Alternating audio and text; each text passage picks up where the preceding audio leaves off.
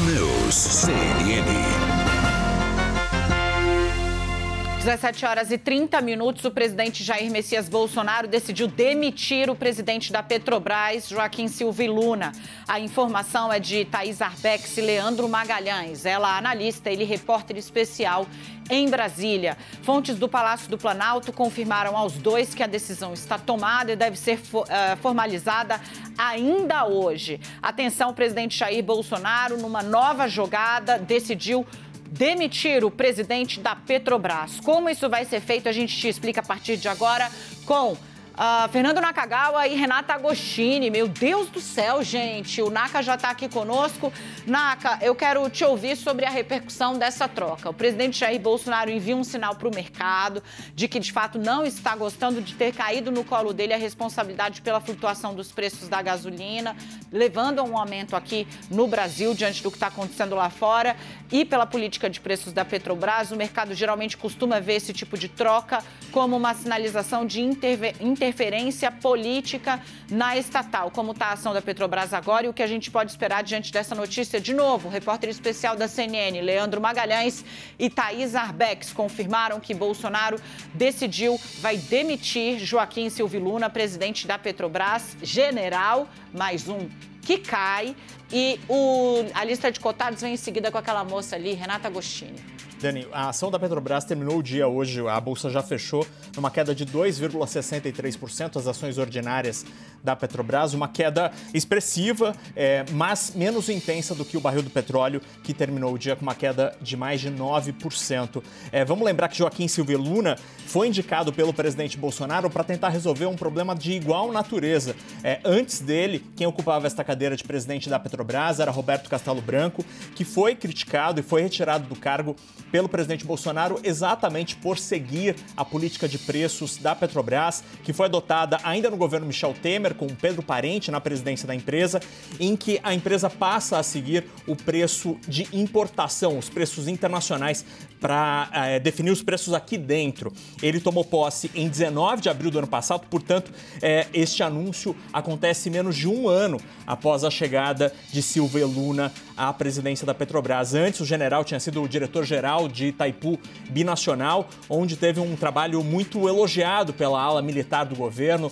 É um trabalho que teve muito apreço pela ala militar do governo. Vamos lembrar que esta demissão, esta retirada da presidência da Petrobras acontece após um número absolutamente impressionante divulgado pela Petrobras, que no ano passado teve um lucro de 106 bilhões de reais, maior lucro da história da companhia, aumento de 1.400% na comparação com 2020, porque a empresa simplesmente repassou o aumento do preço do barril do petróleo no mercado internacional para os preços aqui dentro. A gente sente isso na hora de abastecer o carro, e isso se transformou em lucro para a companhia, para o próprio governo, que é o maior acionista da companhia, mas também para os investidores privados. E aí eu lembro, Dani e Renata, que o ministro Paulo Guedes e o ministro da Economia, o ministro Bento Albuquerque de Minas e Energia, disseram há poucos dias, em frente ao Ministério da Economia, o bloco P lá da Esplanada dos Ministérios, que a política de preços da Petrobras não era um problema do governo. E essa demissão, essa retirada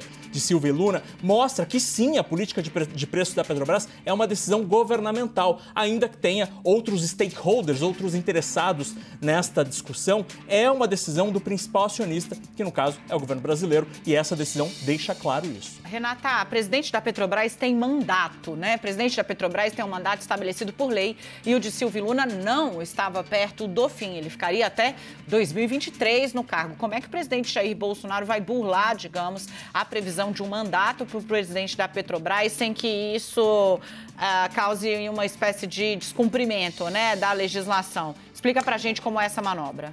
Pois é, a manobra que está, então, ali na mesa para ser feita é uma troca que passe pela janela agora de confirmação pelos acionistas da Petrobras do novo Conselho de Administração da empresa. Gente, no dia 13 próximo, então, os acionistas da Petrobras, isso incluindo o governo, mas também os demais, eles têm de referendar os nomes para o Conselho de Administração. O Conselho de Administração é um grupo que tem representantes dos acionistas diversos e que é encarregado de fazer a supervisão do andamento da empresa. Então, há uma indicação do governo para colocar na presidência desse conselho de administração o nome de Rodolfo Landim. Agora, no que se coloca essa lista dos integrantes do conselho, haveria ali uma brecha, que qual é? Não colocar o nome do presidente, do atual presidente da Petrobras nessa lista, porque o estatuto da Petrobras, ele prevê que o presidente da companhia tem de fazer parte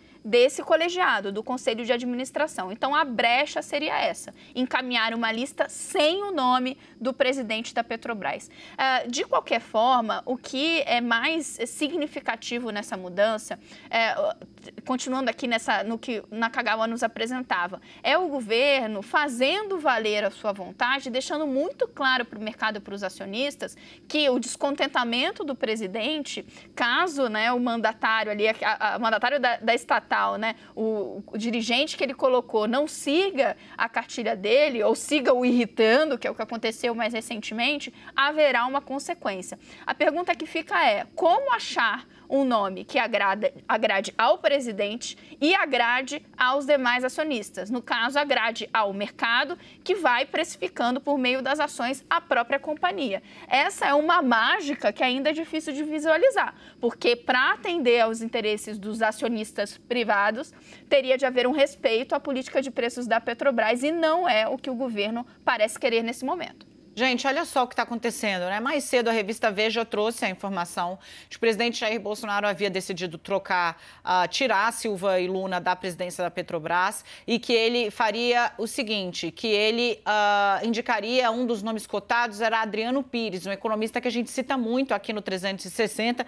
Eu perguntei para ele silencioso está, Adriano Pires. Mas tem outros nomes na mesa, né, Nakagawa? Por exemplo, o presidente do Flamengo já foi colocado aí como uma opção para a Petrobras. A grande pergunta que eu te faço é: qual é a importância, né? Que tipo de perfil a gente precisa esperar? Adriano Pires, por exemplo, é uma pessoa que sempre defendeu preço em paridade com os preços internacionais, que essa política de tentar mudar o preço do combustível na mão é uma política equivocada. Isso seria uma boa sinalização para o mercado, mas atende o que Bolsonaro quer? Aparentemente, não.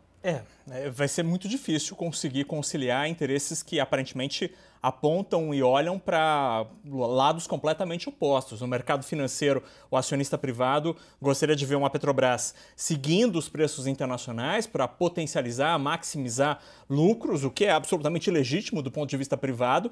E o presidente Bolsonaro, o Palácio do Planalto, o mundo da política, indica querer exatamente o contrário. Há poucos meses da eleição presidencial, indica querer algum tipo de controle ou mostra, pelo menos, insatisfação com essa política de preços de atualização, que, vamos lembrar, não estava sendo feita rigorosamente ali na ponta do lápis. Os aumentos, as atualizações estavam demorando do ponto de vista do mercado financeiro. Então, estava uma situação em que gerava insatisfação dos dois lados. O privado, o acionista privado, achava que a Petrobras estava demorando muito para atualizar os preços, enquanto o acionista público, o caso a União, achava que estava atualizando rápido demais e para cima.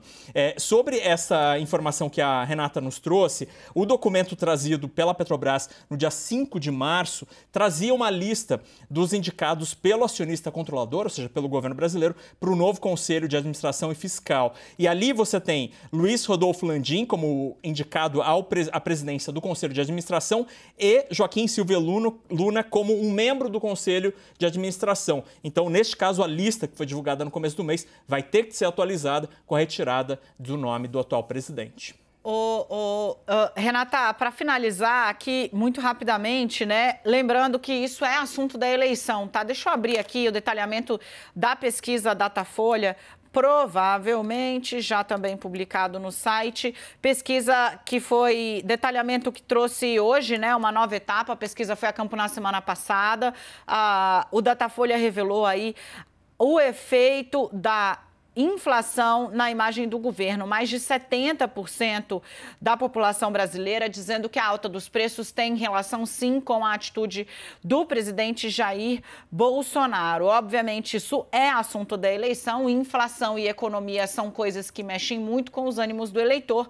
Tanto que hoje Bolsonaro anuncia decisão de demitir o presidente da Petrobras, informação da Thaís Arbex e do Leandro Rezende, apurada junto a fontes do Palácio do Planalto. E mais cedo, o presidente Luiz Inácio Lula da Silva estava com a Gleisi Hoffmann num debate com especialistas e com representantes da Federação Única dos Petroleiros. Para quê? Para discutir a política de preços da Petrobras. Rê, muito rapidamente, qual o espaço que gasolina e dinheiro, inflação alta deve ocupar na eleição desse ano? Enorme, todo ele quase, é o principal assunto. A gente virou o ano com ainda uma preocupação remanescente das pessoas com a pandemia, mas isso já está deixado de lado, segundo as pesquisas. Então, Dani cita o Datafolha, gente, mas pesquisa IPESP anterior mostrando que a inflação poderia ser uma trava nesse crescimento do presidente, né, que conseguiu ali reduzir sua rejeição, reduzir eventualmente a distância dele para Lula no segundo turno, nas projeções de segundo turno. Pesquisa Genial Quest, que veio antes, mostrando que disparou a preocupação da população com a economia e apontando que os entrevistados elencavam a economia como o principal problema do país. Então, essa indicação que os auxiliares do presidente já tinham, que esse tema iria explodir nesse ano, se confirma agora nas pesquisas. E a inflação, notadamente o preço do combustível, a inflação acaba sendo ali o principal elemento nisso, porque o desemprego ele está alto e segue sendo resiliente, mas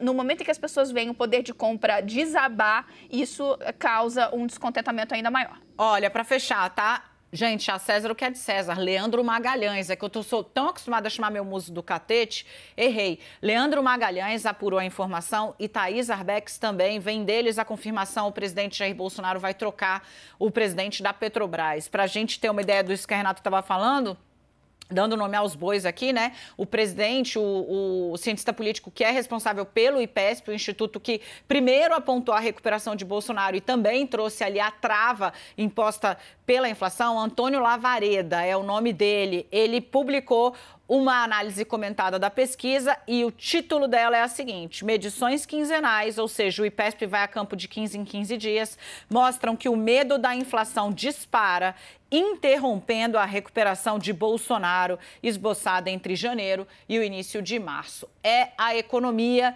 sim, ditando os rumos da tomada de decisão no Palácio do Planalto, de olho na eleição de 2022.